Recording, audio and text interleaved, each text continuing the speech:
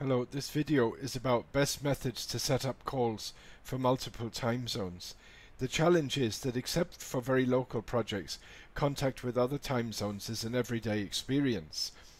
Now, global time zones change depending on the time of year, so there's no single point of reference, and in fact in some countries there is no change. Time zones must be respected for successful live contacts.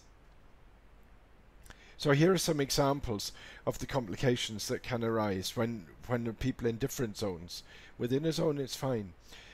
China uses one time zone even though the country is several time zones wide, so people get up at different times of the day depending where they live.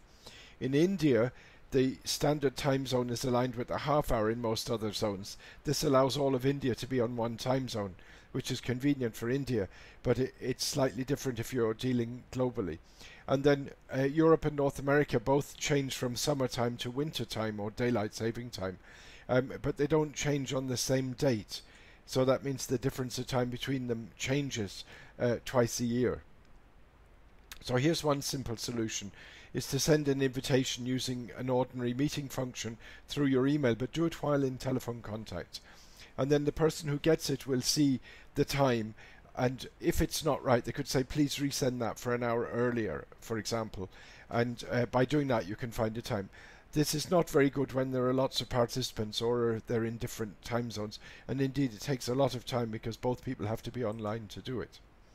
A better approach maybe is to use an application which presents 2 or 3 time options to the invitee, and then they can select the one they want and click on it. Because these systems check the calendar of the sender, then if a time is selected it's a free time, so you cut out altogether the telephone, so there's far less effort, but as well as that you don't need to be on time online at the same time.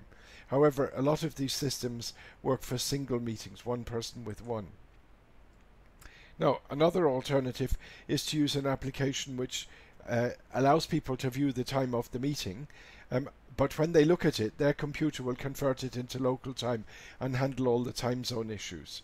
And we use this at Scatterwork to schedule our global workshops. And the initiator can send a time, other people can look at that time in their own computer. So for example, here you'll see that the time of the meeting was set for 3 p.m. But on the computer where I viewed it, there was an hour difference between universal time and my time, so it shows me my time as well. And then here it just says, oh, by the way, there's 11 days before this meeting. Now, if other people get the same link, when they look at it, this line here about your time will be different depending on where they are. So that's a very convenient thing when the central point has to choose a time and say, look, this is the time, please check what it is in your time zone. Now, a more reliable approach is to use a process to set up meeting times.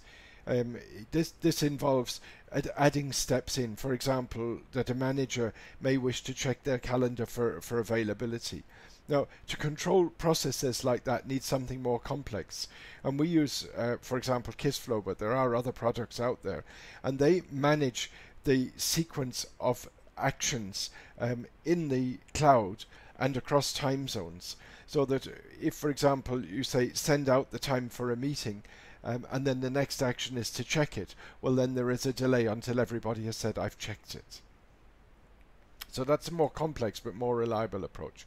And this is what one of those workflows might look like. It has several steps in it, and it takes some time to set up. But if you have big meetings or important meetings, it might be worth doing this.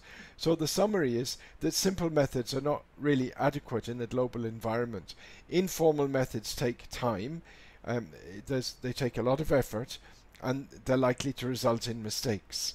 And the third option there is to live with the complexity of multiple time zones and use better tools and methods. So if you're interested in any of these issues, please do contact us at scatterwork.com and we'd be happy to talk to you. Thank you.